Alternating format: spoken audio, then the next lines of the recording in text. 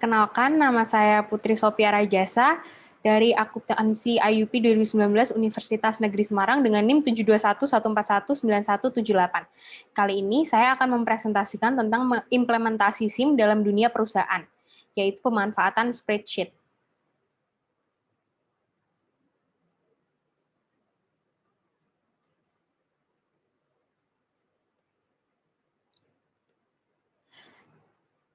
Spreadsheet atau pengolah angka adalah aplikasi atau program komputer yang digunakan untuk memanipulasi, menangkap, dan menampilkan data yang disusun dalam kolom dan baris. Dasar spreadsheet. Yang pertama ada baris. Baris biasanya menggunakan label angka 1, 2, 3, dan seterusnya. Yang kedua, kolom. Kolom menggunakan label abjad seperti A, B, C, dan seterusnya. Yang ketiga, pengolahan data dalam spreadsheet disimpan dalam sebuah sel. Lalu yang keempat, penamaan sebuah sel sesuai dengan penggunaan label pada kolom dan baris yang digunakan, seperti A1, A2, A3, dan seterusnya. Setiap sel yang terdapat dalam spreadsheet berhubungan sangat erat dan saling terkait satu sama lain. Lalu yang terakhir, selnya berisi nilai numerik, rumus, maupun teks alfanumerik. Aplikasi spreadsheet. Yang pertama ada Microsoft Excel. Yang kedua ada Google Spreadsheet. Yang ketiga ada Open Office Calc. Yang keempat ada Genome Office Gnumeric. Dan lain-lainnya. Fungsi spreadsheet. Yang pertama adalah pembuatan lembar kerja.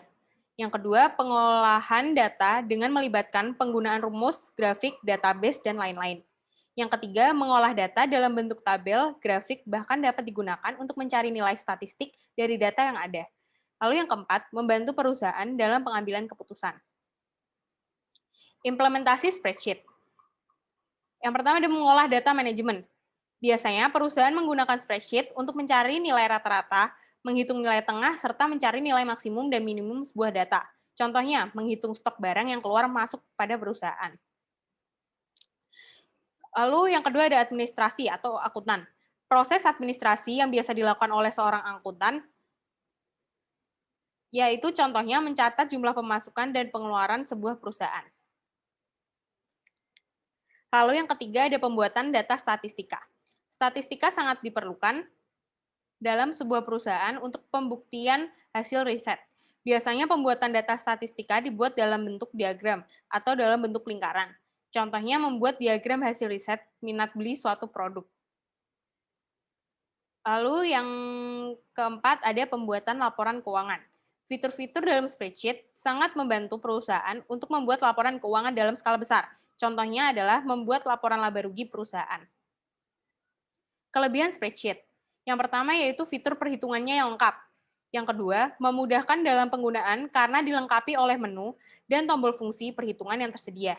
Yang ketiga, dalam satu file, mampu membuat lembar kerja yang cukup banyak. Kekurangan spreadsheet. Yang pertama, akses fungsi terbatas, seperti salah satunya fungsi statistik.